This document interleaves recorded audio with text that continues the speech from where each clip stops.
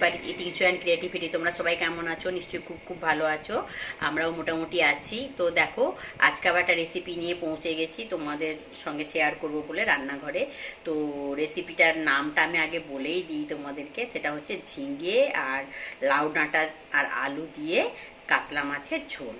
তো একদম প্লেন করে রান্না করব। কয়েকদিন ধরে মানে পেটটা একটু খারাপ ছিল, তো তাই একদম সিম্পল মানে সাদা সিধে রান্নাটা করব। আর বুঝতেই পেরেছো, গরমের সময় আমাদের সিম্পল জিনিস খাওয়াটাই সব থেকে ভালো। তো সেই জন্যই তো দেখো আমি সেই রান্নাটা করছি, তো সেটাই তোমাদের সঙ্গে আমি শেয়ার করব। তোমরা কিন্তু অবশ্যই আমার সঙ্গে থেকো, এই ভিডিওটা কিন্তু অবশ্যই শেষ অবধি দেখো। আর পুরনো বন্ধুদের অসংখ্য ধন্যবাদ আমার সঙ্গে থাকার জন্য। তোমরা এইভাবে আমার সঙ্গে থেকো, আমিও তোমাদের সঙ্গে আছি। একটা অবশ্যই লাইক দিও, একটা মিষ্টি কমেন্ট করো, আর বন্ধুদের সঙ্গে শেয়ার করো, যাতে ওরাও এই রান্নাটা রান্না করে খেতে পারে। আর নতুন বন্ধুদের বলছি, যারা আমার চ্যানেলটা ভিজিট করতে আসছো তারা আমার চ্যানেলটাকে সাবস্ক্রাইব করে থেকে যেও, আর বেল আইকনটা অবশ্যই ক্লিক করে দিও, যাতে আমার ভিডিওগুলো দেওয়ার সঙ্গে সঙ্গে তার নোটিফিকেশান তোমাদের কাছে চলে যায়। তোমরা আমার সঙ্গে থাকো, আমিও তোমাদের সঙ্গে আছি। তো তাহলে চলো, আমি চলে যাচ্ছি রান্নায়। তোমরা রান্না দেখতে থাকো, সঙ্গে থাকো, কেউ কিন্তু কোথাও যেও না, হ্যাঁ? আর অবশ্যই একটা কিন্তু লাইক দিয়ে তারপরে দেখা শুরু করো। তো চলো যাইছে। তোমাদের দাদাভাই কাতলা মাছ এনেছে, কাতলা মাছের নুন হলুদ মাখিয়ে রেখে দিয়েছি। আর এই যে দেখো, এখানে ঝিঙে আলু আর লাউ ডাঁটা, এটা আমার মেয়ে কেটে দিয়েছে। আর এই যে এখানে পেঁয়াজ লঙ্কা আর কিছুটা রসুন আমি কুচি করে নিয়েছি, আর এখানে কিছুটা রসুন আর আদা আমি ঘষে নিয়েছি। তো এটা দিয়ে আমি রান্না করব। রান্নাটা আর বেশি কিছু মশলা দেবো না।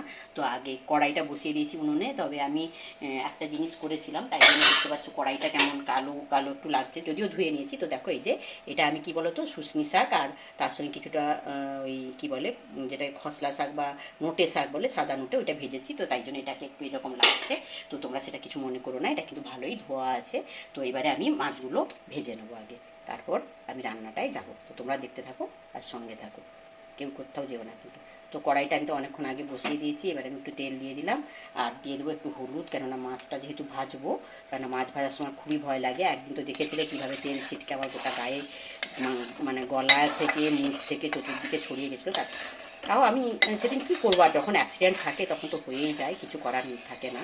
তো যাই হোক, তবুও আমি তেলে হলুদ একটু দিয়ে দিলাম, যাতে মানে তেলটা ছিটকে আমার গায়ে না পড়ে যায়। তো এবারে আমি মাছগুলো একে একে ভেজে দিই।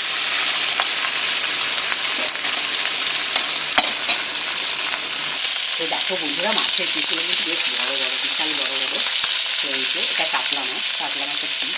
তো পিসগুলোই এনেছে সব, বিশাল বড়ো বড়ো মাছ রয়েছে। এই মাছটা আমি এখন ঝোল করছি, ভাজছি, ঝোল করছি না সরি, ভাজছি। তোমার দেখতে থাকো সঙ্গে।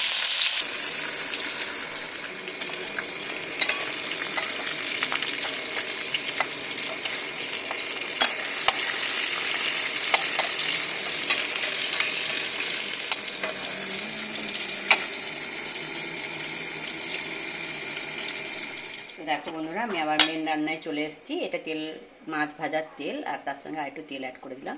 বেশি তেল মশলা দিই, এখানে তেলটা অলরেডি গরম হয়ে গেছে অনেকটাই। এবার আমি গোটা জিরে ফোড়ন দিয়ে দিলাম একটু, দেখেছো না গরম হয়ে যায়। এখানে দিয়ে রসুন পেঁয়াজ কুচি আর লঙ্কা কুচি অ্যাড করে দিলাম।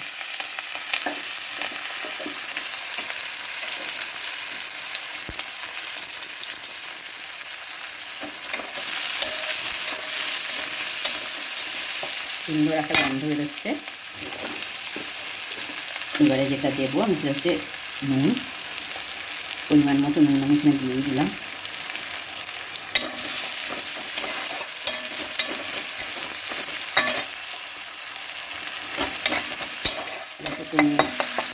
লাল লাল করে ভেজে নিচ্ছি।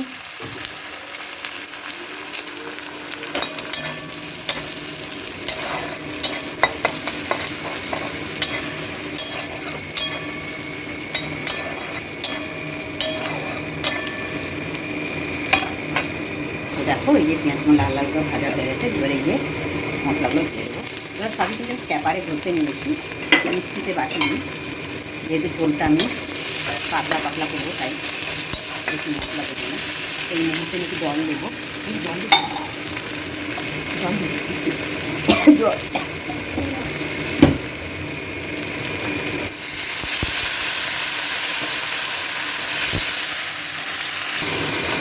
দেখো, এই জল দিয়ে দিলাম, কেননা লেগে যাচ্ছিল না আমাদের মশলাটা। এবারে আমি এক একে একটু পুরো মশলাগুলো অ্যাড করবো। প্রথমে দেবো হলুদ। আমার চিনিটা না কাজ করছে না, একদম পুরনো হয়ে গেছে। একদম পুরোনো হয়ে গেছে, আমার চিংড়িটা কাজ করছে না, তাই অত কাজ হচ্ছে। তো হলুদ দিয়ে দিলাম, তারপর দেখো চিনি তারপর দেবো ধনে গুঁড়ো,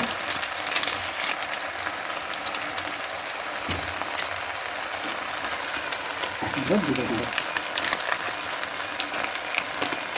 যেহেতু ঝিঙে দিয়ে ঝোলটা হবে তো ওগুলো দিলে এটার স্বাদটা ভালো আছে। আর একটু দেবো চিনি, একটু ভালো করে কষিয়ে নিই। কষানো প্রায় হয়েই এসছে, আর একটু হালকা জল দিয়ে দেবো যাতে গুঁড়ো মশলাটা একটু ভালো করে কষে দেবো।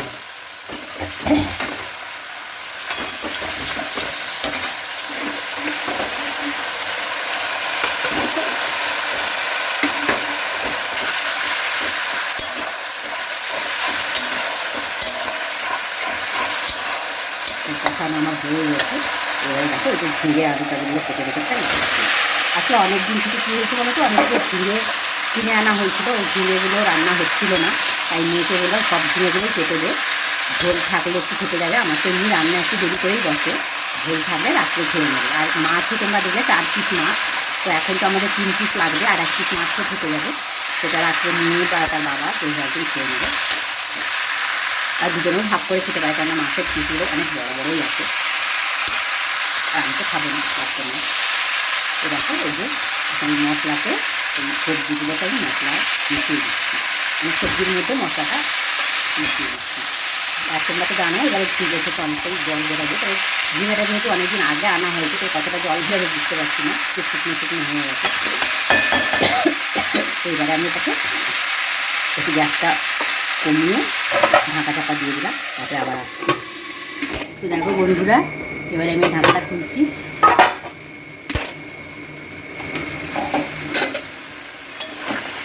এটা একটু এত জল বেরিয়েছে, বেড়ায় আমি বলছিলাম যে বেরাবে না, বেরিয়েছে, কম বেরিয়েছে আর জলটা না। কিন্তু আলুটা তো সেদ্ধ হয়নি এখনো, আলুটাই আলুটা তুলে গেছে সেদ্ধ হয়নি। ঝিঙেটা সেদ্ধ হয়েই যাবে, কেননা ঝিঙে আর সেদ্ধ হতে কতক্ষণ সময় যাবে।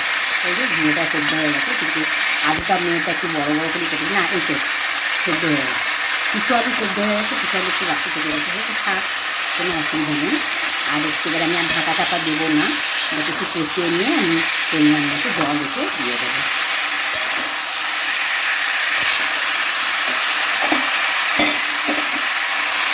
তো দেখো বন্ধুরা, এখানে একটু জল বসিয়ে দিয়েছি, গরম জলটাই দেবো, অ্যাড করবো। আর এখানে একটু রান্নাটা হচ্ছে।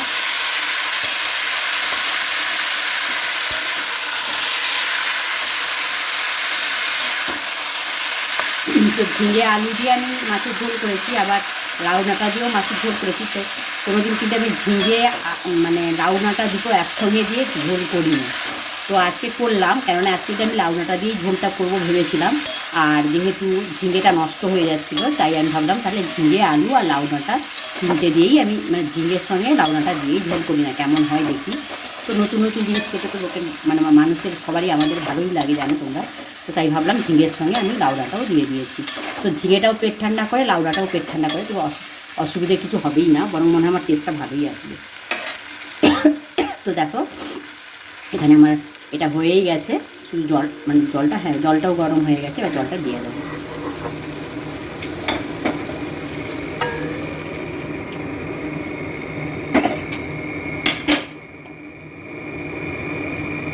দেখো আমি পরিমাণ মতো জলটা দিয়ে দিলাম।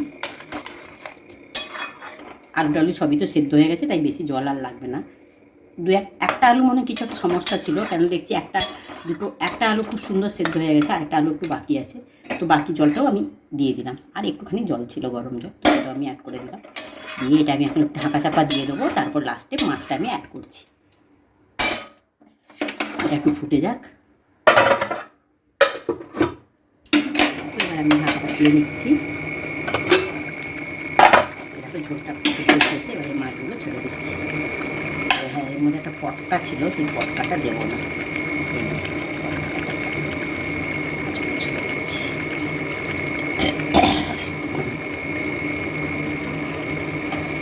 মাছটাকে একটু ঝোলের সঙ্গে মিশিয়ে দিই। আসলে কড়াইটা আমার ছোটো হয়ে গেছে, ছোটো কড়াইটাই রান্না বসিয়ে দিয়েছিলাম, তাই আর বড় কড়াইটা করতে ইচ্ছে করলো না। ছোটো হওয়ার জন্য একটু সমস্যা হচ্ছে। চুলের মধ্যে মাছগুলোকে একটু দিলাম।